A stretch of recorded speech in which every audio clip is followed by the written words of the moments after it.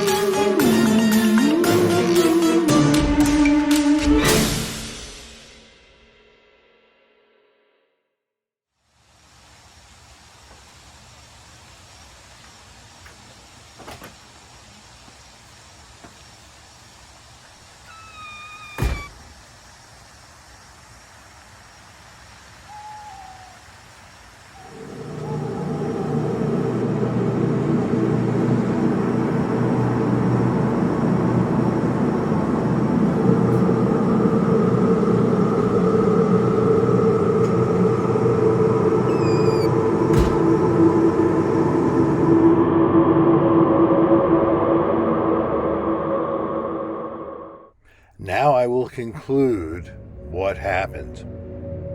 Cold, scared, and unable to move anything but my arms, I tried to make sense of what was happening. The bright light above me was blinding.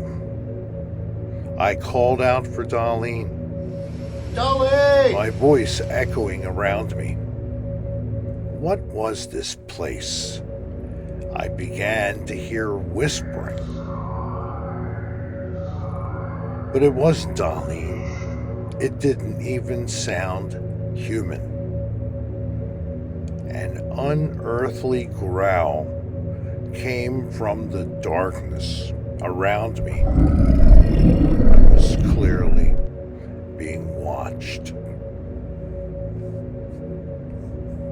A hum suddenly filled the room as I felt my body vibrating. I looked on in horror as one of the beings appeared in front of me. A tray of metallic objects was visible to my right. I tried to reach for one to use as a weapon, but it was just out of my reach. The alien being seemed to enjoy my futile efforts as I finally gave up and lay still. It moved over to the tray and took what looked like a pair of forceps. I couldn't see what it was doing or feel much, as I was almost completely paralyzed. A moment later, it withdrew a long, writhing worm-like object.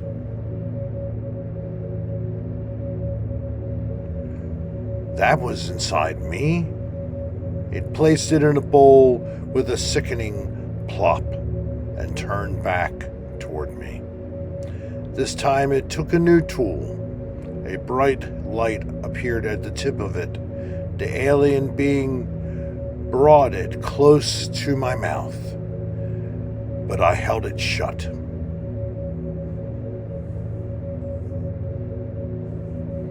The being seemed to laugh.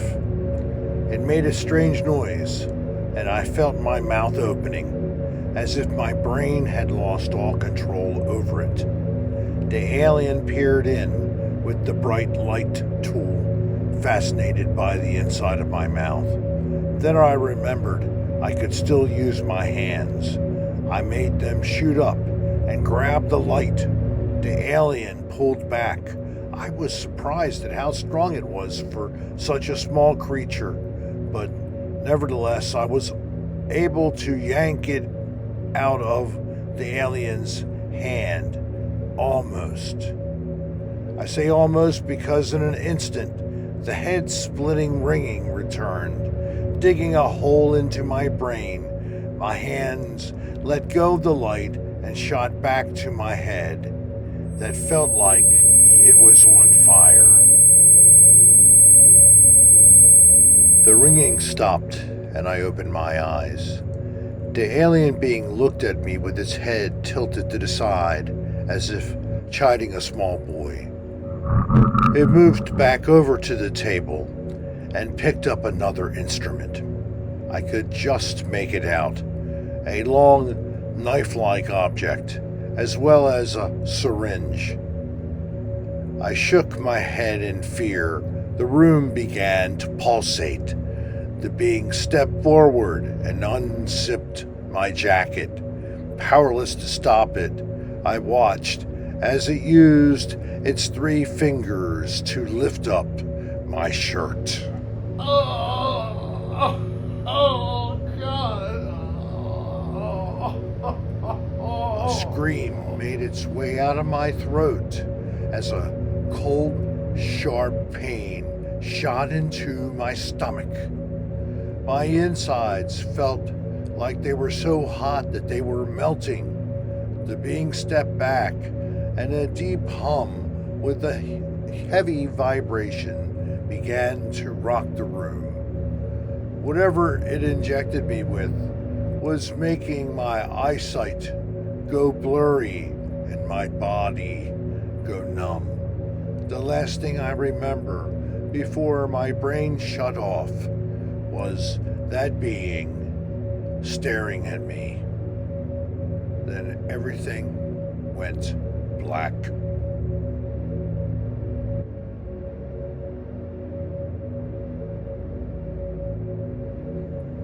I woke up outside of my house. It was daytime. I found out later, 1 p.m. How 14 hours had passed, I had no idea. I called out for Darlene. The front door opened, and Darlene and my mother came out.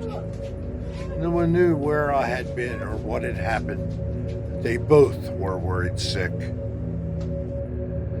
They got me inside and helped me lay down on the couch. Darlene made a cup of tea. Then I recalled what little I could remember. They looked at me as if I was crazy. Rest is what I needed, they said. They left the room, and I tried to clear my head. Bright lights, strange flying ships, beings from another world. Was it real? Or could it all have been just a dream? I took a sip of tea, and the horrific memories came rushing back to me like steel pins invading my skull. I lifted up my shirt. The dream was real. A 3-inch lateral cut on my stomach.